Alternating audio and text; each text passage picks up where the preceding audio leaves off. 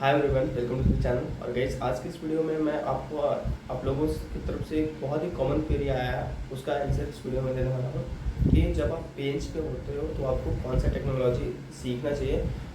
Mostly जो freshers होते हैं वो कंफ्यूज होते हैं, ठीक है। न्यू ज्वाइनर्स कंफ्यूज होते हैं कि what should I learn while I am on the bench. Okay, so मैंने पर्सनली जो चीज़ें ऑब्जर्व किया है एंड अपने फ्रेंड्स सर्कल में बात किया है, वो सारी चीज़ें मैं यहाँ पे शेयर करने वाला हूँ। जो कॉमन टेक है ना, वो लगभग मोस्टली आपको 90% प्रोजेक्ट में मिल जाएगा और ये स्किल रिक्वायर्ड है अगर आप काम कर रहे हो, ठीक है। तो पहला ही जो आपका इम्पॉर्टेंट स्किल आता है वो आपका एक्सेल सीट आता है।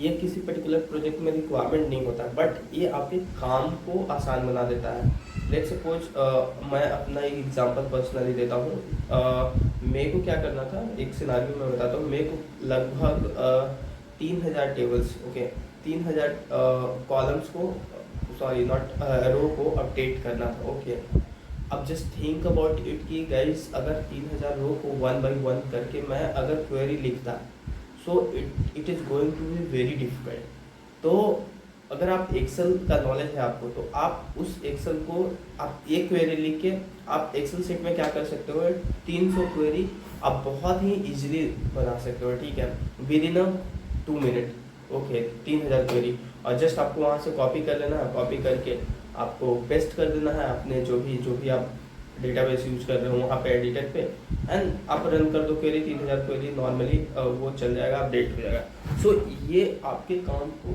इजी बना देता है। सो इसलिए एक्सेल इंपॉर्टेंट है। इवन कि you are working as a developer, वहाँ पे भी रिक्वायरमेंट होती है, ठीक है। तो एक्सेल सीखना अगर आप बेंच पे हो तो बेहतर है, बहुत ही बेहतर है, ठीक है। एक्सेल का नॉलेज, अगर एडिटर का नॉलेज होना चाहिए। एडिटर का भी नॉलेज सेम लाइक आप VS कोड का आपका नॉलेज हो सकता है, आप उसका नॉलेज ले सकते हैं, या फिर एक नॉर्मल नोटपैड प्लस प्लस बहुत ज़्यादा यूज होता है उसका ले सकते हैं, क्योंकि इसमें भी बहुत सारी चीज़ें फंक्शनैलिटी दी रही होती है। तो कोई डेटा में अगर मान के चलो चेंजेस करना है, ठीक है, कोई बहुत सारा डेटा है, तो वहाँ पे भी इस तरीके का कॉमन फंक्शनैलिटी हम लोग यूज कर सकते हैं। मान के चलो कोई पर्टिकुलर डेटा है, ठीक है, ठीक है, और उस पर्टिकुलर डेटा में आप डेटा कहीं से कॉपी किए हो और उस सारे डेटा को वन बाई वन करके उसमें कॉमा लगाना है या सिंगल कोटेशन लगाना है, तो वो सारी चीज़ें आप नोटपैड प्लस प्लस में बहुत ही ईजिली कर सकते हो, ठीक है।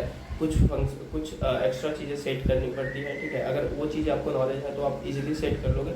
अदरवाइज होगा क्या कि आप वन बाई वन करोगे ना, तो बहुत डिफिकल्ट और बहुत टाइम कंज्यूमिंग है।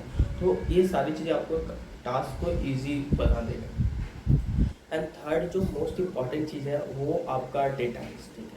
चाहे आप किसी भी प्रोजेक्ट में चले जाओ, डेवलपमेंट हो, सपोर्ट हो, ठीक है, इवन कोई भी डोमेन हो, व्हीकल सप्लाई और लॉजिस्टिक की बात कर लो, चाहे मेडिकल डोमेन, चाहे बैंकिंग डोमेन, चाहे एनी डोमेन, ठीक है, वहाँ पे डेटा का ही यूज हो रहा है। अगर आप सर्विस बेस्ड कंपनी में वर्क कर रहे हो तो डेटा का ही यूज हो रहा है।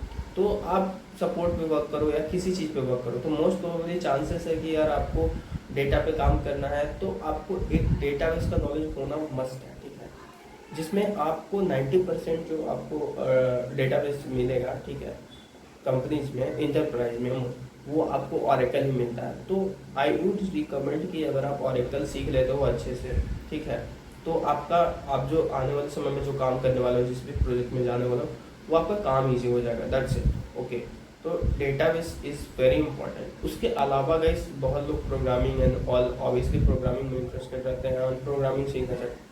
तो अगर इंडस्ट्री स्पेसिफिक देखा जाए तो देखो यार, अभी सभी लगभग ये डिपेंड करता है प्रोजेक्ट पे, सारे प्रोग्रामिंग लैंग्वेज यूज हो रहा है। पाइथन, चाहे जावा की बात करो, जावा अगर बात की जाए तो यार जावा देखो स्टार्टिंग से रहा है और अभी भी रहेगा मार्केट में, क्योंकि मोस्टली जो प्रोजेक्ट हैं जावा बेस्ड है। इंटरप्राइज में जावा और डॉट नेट, तो इन दोनों में से कोई आप सीख सकते हो। अगर आप जावा जब में जाना चाहते हो तो जावा का पहले बेसिक सीख लो, उसके बाद फिर स्प्रिंग फ्रेमवर्क सीख लो, दैट्स इनफ। और तो बस यही था।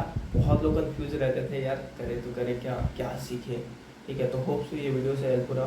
तो मैंने जो चीज़ें समरी के रूप में बताऊँ तो 4 जो चीज़ें हैं, ये बहुत इंपॉर्टेंट स्किल है। अगर आप सीख ले दो तो ये आपका टास्क को ईजी, आप अपने टास्क को ईजी बना सकते हो। पहला आपका एक्सेल, ठीक है। एक्सेल में ज़्यादा मतलब एडवांस नहीं बनना है, ठीक है। बेसिक चीज़ें सीखना है। हालांकि देखो होता क्या है कि जैसे जैसे रिक्वायरमेंट आती है ना, जैसे जैसे आप काम करते हो वैसे वैसे आपको मे बी आपका कलीग सपोर्ट कर देता है, या फिर आप खुद से चीज़ें सीख जाते हो, गूगल कर लेते हो, ठीक है। सेकेंड चीज़ कोई एडिटर, ठीक है, नॉटपैड प्लस प्लस सीख लो, ज़्यादा बेटर रहेगा, थोड़ा एडवांस यूज उसका सीख लेना। अगर इसके अलावा तो ऑब्वियसली आप VS कोड वगैरह भी यूज़ कर सकते हो, या कोई और एडिटर, ठीक है। प्रोग्रामिंग के लिए बात की जाए तो वो फिर अलग हो जाएगा। एंड थर्ड जो है आपका डेटाबेस, तो डेटाबेस में आई वुड रिकमेंड कि ओरेकल ही सीख लो बेटर, ठीक है, क्योंकि 90% देयर इज अ चांस कि आप जिस भी प्रोजेक्ट में जाओगे उसमें आपका ओरेकल ही यूज हो रहा होगा, ठीक है। नेक्स्ट आपका प्रोग्रामिंग, तो प्रोग्रामिंग में जावा या पाइथन में से दोनों में से कोई एक चूज करके आप आगे बढ़ सकते हो, ठीक है। इसके अलावा अदर टेक्नोलॉजी की बात की जाए तो डिपेंड करता है प्रोग्रामिंग पे, जैसे क्लाउड वगैरह हो गया या फिर डेटा साइंस हो गया, तो फिर डिफरेंट डिफरेंट सिनेरियो वो अलग चीज़ हो जाती है, but mostly there is a chance कि ये चीज़ें आपका यूज़ होता है, ठीक है। और एक चीज़ लास्ट में टिप देना चाहूँगा, अगर आप कोई प्रोग्रामिंग लैंग्वेज सीख रहे हो तो उसमें यार सबसे इम्पोर्टेंट चीज़ डिबगर को यूज़ करना सीख लो, क्योंकि जब आप प्रोग्रामिंग पे काम करोगे, लाइक मेरा एक एग्जाम्पल की बात ले लो, तो मैं जावा पे वर्क कर रहा हूँ स्प्रिंग फ्रेमवर्क पे, ठीक है। तो यार प्रोजेक्ट में अगर मान के चलो किसी तरह का इशू आ रहा है, ठीक है, तो वो आपको रिजॉल्व करने के लिए दिया गया, तो वहाँ पर डिबगर बहुत काम आता है, तो डिबगर सीखना जरूरी है, ठीक है। तो होप सो गाइस इस वीडियो से ये वीडियो हेल्पफुल रहा तो लाइक करना, एंड चैनल पे नया हो तो सब्सक्राइब करना, इस तरीके का यूजफुल कंटेंट मिले। Thank you so much, thanks for watching. तब तक के लिए keep learning, take care, bye bye, have a nice day.